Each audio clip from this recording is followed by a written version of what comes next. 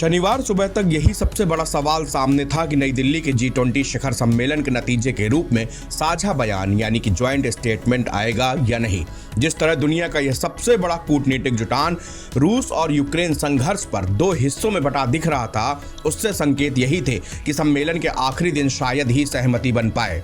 लेकिन प्रधानमंत्री नरेंद्र मोदी ने सम्मेलन स्थल के दूसरे सत्र में नई दिल्ली घोषणा पत्र पर सभी देशों के सहमत होने का बड़ा ऐलान कर दिया। यह सहमति आखिरी गेंद पर छक्का मारकर फाइनल मैच जीतने जैसी थी। अमूमन घोषणा पत्र शिखर सम्मेलन के आखिरी दिन जारी होते हैं, लेकिन मौजूदा हालात में न सिर्फ सहमति का ऐलान हुआ बल्कि कुछ ही मिनटों में पूरा घोषणा पत्र सामने आ गया। इस सहमति को भारत की सबसे बड़ी जीत और दुनिया की सबसे अहम कूटनीतिक घटना माना जा रहा है।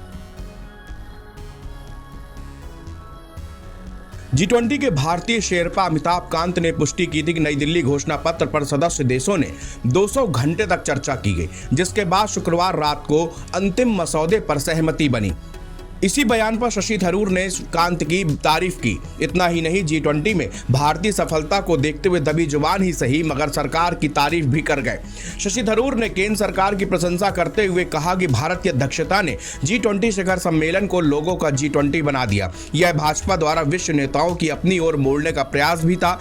थरूर यही नहीं रुके, उन्होंने कहा कि भारत ने वो कर दिखाया जो G20 के किसी भी अध्यक्ष ने नहीं किया था। भारत के 58 शहरों में 200 बैठकें आयोजित की गई। सरकार ने G20 को देशव्यापी कार्यक्रम बना दिया। प्रधानमंत्री नरेंद्र मोदी ने शनिवार को G20 समिट के पहले दिन नई दिल्ली घोषणा पत्र को अपनाने की घोषणा की। उन्होंने रविवार को सम्मेलन के समापन की घोषणा करते हुए सहयोग के लिए दिए गए प्रस्तावों और सुझावों की समीक्षा के लिए नवंबर में G20 का वर्चुअल सेशन आयोजित करने का प्रस्ताव भी रखा। इस पर थरूर ने कहा कि मोदी को ऐसा करने का पूरा अधिकार है, वे सत्ताधारी पार्टी के नेता हैं।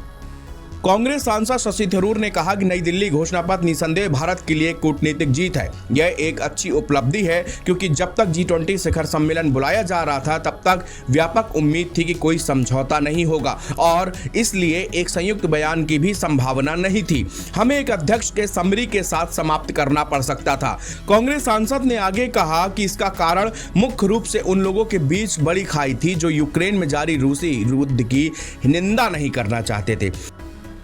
रूस और चीन भी उस विषय का कोई भी उल्लेख नहीं करना चाहते थे। भारत उस अंतर को पाटने का एक फार्मूला खोजने में सक्षम रहा। यह एक महत्वपूर्ण कूटनीतिक उपलब्धि है क्योंकि जब कोई संयुक्त बयान के बिना शिखर सम्मेलन होता है तो हमेशा यह चेयरमैन के लिए एक बड़े झटके के रूप में देखा जाता है। G20 शिखर सम्मेलन पर कांग्रेस सांसद शशि थरूर का कहना है कि समग्र अध्यक्षता पिछले से अलग रही और इसमें अच्छे और बुरे दोनों तत्व हैं। G20 शिखर सम्मेलन के साथ ही हमने दो बेहद निराशाजनक घटनाक्रम देखे। एक शिखर सम्मेलन से सार्वजनिक हित को पूर्ण बहिष्कार था।